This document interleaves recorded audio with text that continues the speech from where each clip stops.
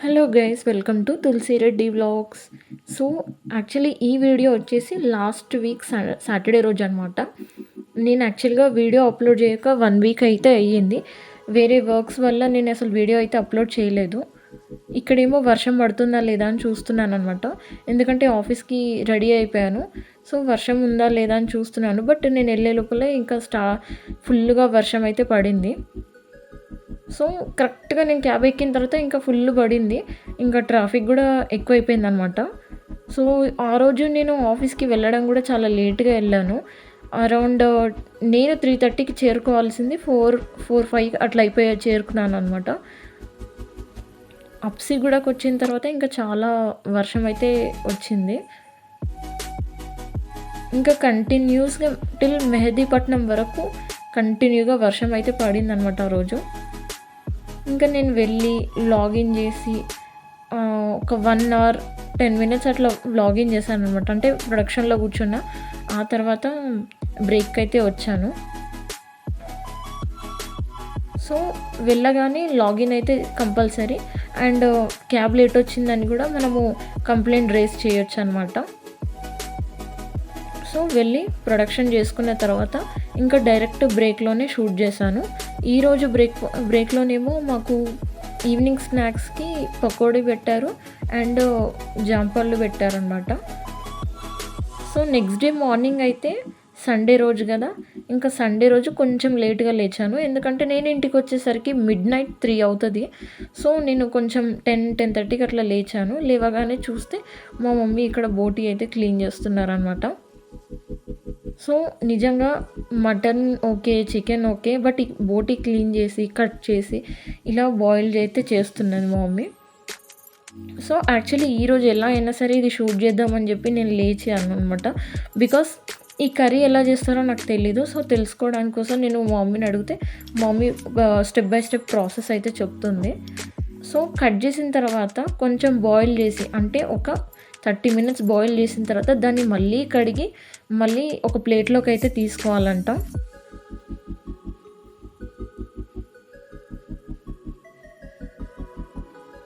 So ఒక్కొక్కటి అయితే 30 minutes అయినా సరే కొంచెం హాఫ్ బాయిల్ అయితే అయిపోయిందనమాట మనకి. సో ఇంకా అవన్నీ కట్ చేసి పెడుతుంది బగారా రైస్కి అండ్ ఈ బోటీ కర్రీకి అయితే అన్నీ తీసి పెట్టిందనమాట వెజ్జీస్. నేనేమో ఒక సైడు పూరి కావాలి అని చెప్పేసి అంటే, సరే చేసుకో అని చెప్పేసి అని చెప్పింది మా మమ్మీ. ఇంకా అందుకే పూరీకి నేను ఇవి బాల్స్ లాగా చేసి పెట్టిన ఆట.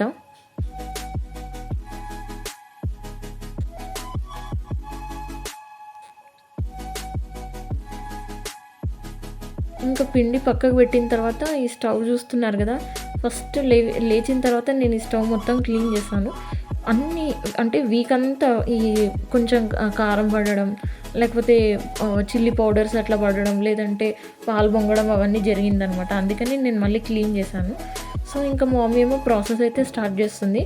ఆయిల్ వేసిన తర్వాత దీంట్లో ఆనియన్స్ వేసి మిర్చి వేసిందనమాట. సేమ్ ఇది మన చికెన్ అండ్ మటన్ టైప్ అని చెప్పిందనమాట. సో ఇంకా ఒక్కొక్కటి ఆనియన్స్ అయితే కట్ చేస్తుంది. దీంట్లో ఇంకా పచ్చిమిర్చి, కొంచెం పసుపు వేసిందనమాట. అండ్ ఇంకా కరివేపాకు, కొత్తిమీర కూడా వేసింది. కొంచెం మెంతి మెంతి కాదు, ఇది మింట్ లీవ్స్, మన పుదీనా వేసిందనమాట. అండ్ అల్లం వెల్లుల్లి పేస్ట్ కూడా వేసింది. అప్పుడే గ్రైండ్ చేసిందనమాట. సో అల్లం వెల్లుల్లి పేస్ట్ కూడా వేస్తుంది.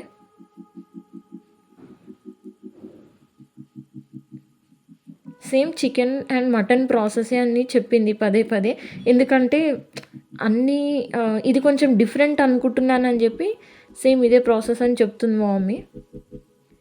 అంటే మనం ఒక్కొక్కటి ఒక్కో ప్రాసెస్ ఉంటుంది కదా! లైక్ ఫిష్, ప్రాన్స్ ఇవన్నీ కొంచెం కొంతమంది వేరే డిఫరెంట్ టైప్స్ చేస్తారు కాబట్టి, సో ఇది ఎలా అని చెప్పేసి అడిగితే, లేదు ఇది కూడా సేమ్ ఇలా చికెన్, మటన్ లాగానే చేయాలి అని చెప్తుంది.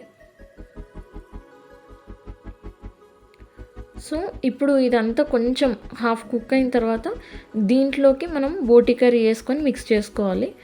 ఆ బోటీ కర్రీ కొంచెం కలుపుకున్న తర్వాత మళ్ళీ మనము ఉప్పు, కారం, ధనియాల పొడి, గరం మసాలా పొడి అండ్ కొంచెం నువ్వుల పొడి వేసుకొని బాగా మిక్స్ చేసుకోవాలని చెప్పింది. సో ప్రెజెంట్ అయితే ఇంకా బోటీ అయితే వేస్తుంది. దీన్ని ఉడికించిన తర్వాత మళ్ళీ వాష్ చేసిందనమాట. మళ్ళీ వాష్ చేసి ఇందులో ఏస్తుంది. ఇది ఎంత వాష్ చేస్తే అంత మంచిది. స్మెల్ అనేది ఉండదని చెప్పి అంటుంది. స్మెల్ ఉంటే మాత్రం మనకు తినాలనిపించదని చెప్పింది. సో నేను కూడా ఒకసారి అయితే చూసాను. బయట కర్రీ పాయింట్‌లో ఒకరోజు బోటీ కర్రీ తీసుకుంటే అది నిజంగానే చాలా స్మెల్ వచ్చింది. అప్పటి నుంచి నాకు బోటీ కర్రీ అంటే కొంచెం విసుగొచ్చిందనమాట. మా మమ్మీ ఏమో అట్లా ఏం రాదు, వాళ్ళు సరిగ్గా కడగలేదేమో, నేను చేస్తా చూడు అని చెప్పి ఈరోజైతే చూపిస్తుందనమాట. నిజంగా చేసిన తర్వాత కొంచెం కూడా స్మెల్ లేదు.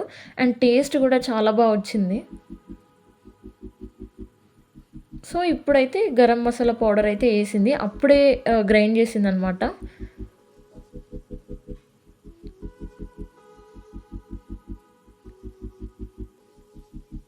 దీని తర్వాత ఇంకా ఉప్పు, కారం, ఇంకా నువ్వుల పొడి అయితే వేసిందనమాట.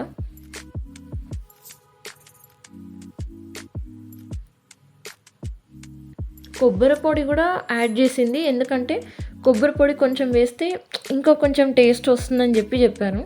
సో 1 కేజీ బోటీ కర్రీకి ఇంకా 1½ స్పూన్ కారం అయితే వేయాలని చెప్తుంది ఇక్కడ. ఉప్పు కొంచెం వేసుకోవాలని చెప్తుంది మా మమ్మీ ప్రతిసారి. ఎందుకంటే ఉప్పు ఎక్కువైతే అసలు ఇంకా కర్రీ ఇంకా తినలేము అని చెప్తుంది. అదే ఉప్పు తక్కువైతే మనం మళ్ళీ యాడ్ చేసుకోవచ్చు, కానీ ఎక్కువైతే మాత్రం దాన్ని ఇంకేం చేయలేము అని చెప్తుంది. సో ఫైనల్గా ధనియాల పౌడర్ అయితే వేసి కలుపుతుందనమాట. ఇప్పుడు ఇది చేసిన తర్వాత దీన్ని కూడా మనం ఒక 20 మినిట్స్ ఉడకబెట్టాలని చెప్తుంది. ఇక్కడనేమో నువ్వుల పొడి అయితే వేసింది, ధనియాల పొడి, నువ్వుల పొడి అయితే వేసిందనమాట. సో ఇంకా వాటర్ అయితే పోసి ఇంకా పెట్టేస్తుంది క్యాప్.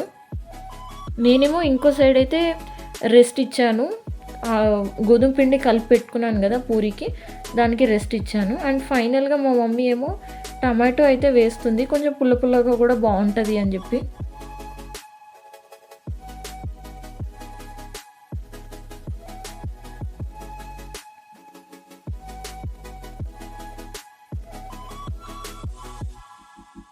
వీకెండ్స్‌లో అయితే చికెన్ అయినా ప్రతిసారి చికెన్ తెచ్చుకుంటాం లేదా మటన్ తెచ్చుకుంటాం.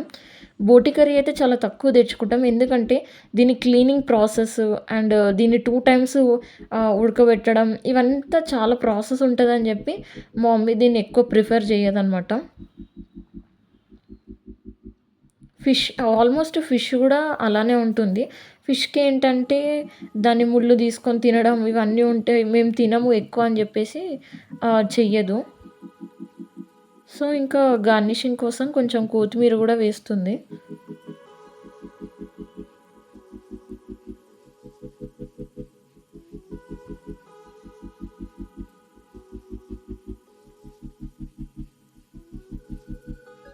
సో ఫైనల్‌గా అయితే ఇంకా వాటర్ వేసి క్యాప్ అయితే పెట్టేస్తుందనమాట.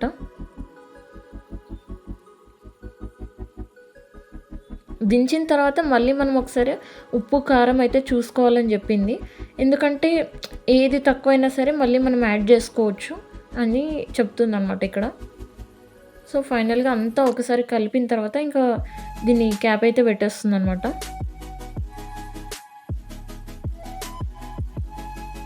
ఈ మధ్య నాకైతే ఆఫీస్ వర్క్స్ అయితే చాలా ఎక్కువైపోయాయి. సో అందుకే షూట్ అయితే చేయలేకపోతున్నాను. అండ్ ఇక్కడ చూస్తున్నారు కదా, ఇంకో సైడ్ ఏమో నేనైతే ఆయిల్ అయితే హీట్ చేస్తున్నాను.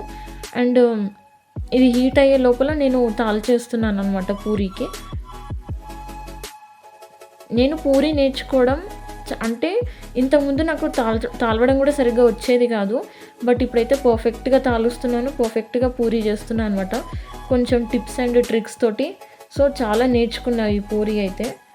ఫైనల్గా నేను ఒక్కదాన్నే చేయగలుగుతున్నాను. ఇంతకుముందు అయితే మా మమ్మీ హెల్ప్ కానీ మా సిస్టర్ హెల్ప్ కానీ తీసుకునేదాన్ని. మా సిస్టర్ హెల్ప్ ఎందుకంటే తను తాల్చేది, నేను కాల్చేదాన్ని. సో ఇప్పుడు నేను ఒక్కదాన్ని చేయగలుగుతున్నాను. ఇప్పుడు పూరి ఎంత బాగా వచ్చిందో చపాతీ అంత బాగా చేయలేకపోతున్నాను అనమాట.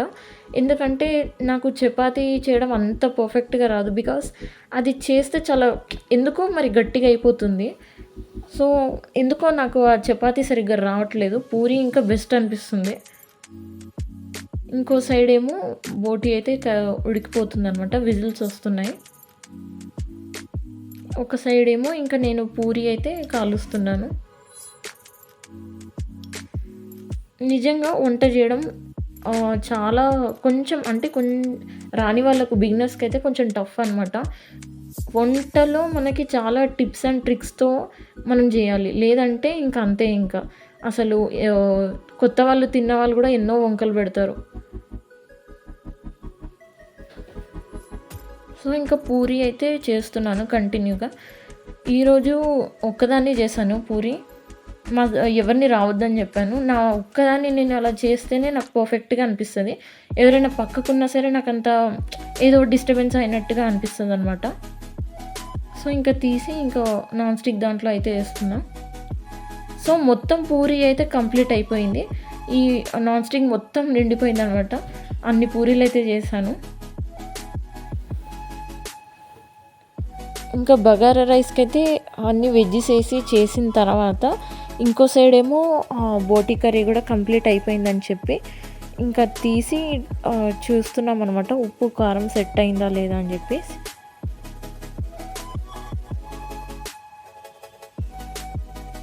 బోటీ కర్రీ అయితే చాలా టేస్టీగా వచ్చిందనమాట.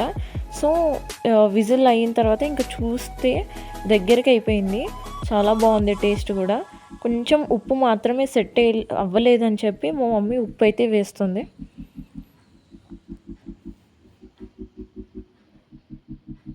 సో, తిన్న తర్వాత మేము ఆఫ్టర్‌నూన్ కొద్దిసేపు అయితే పడుకున్నాం అనమాట.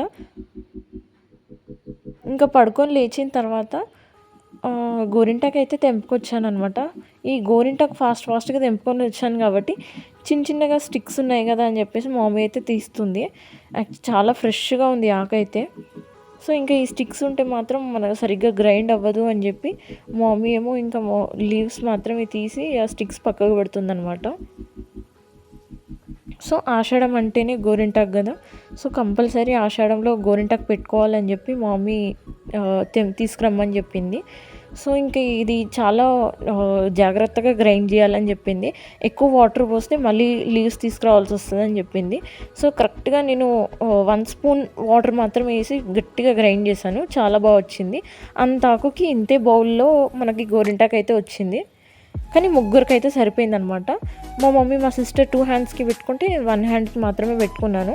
ఇంకా ఉంది కానీ నాకు పెట్టుకునే ఇంట్రెస్ట్ అంత లేదు అండ్ ఓపిక కూడా అంత లేదనమాట. సో, ఓన్లీ లెఫ్ట్ హ్యాండ్‌కి మాత్రమే నేను గోరింటాకు అయితే పెట్టుకున్నాను. సో, ఇక్కడితో అయితే నేను వ్లాగ్ ఎండ్ చేస్తున్నాను. Please like, share and subscribe my YouTube channel. Thank you so much for watching.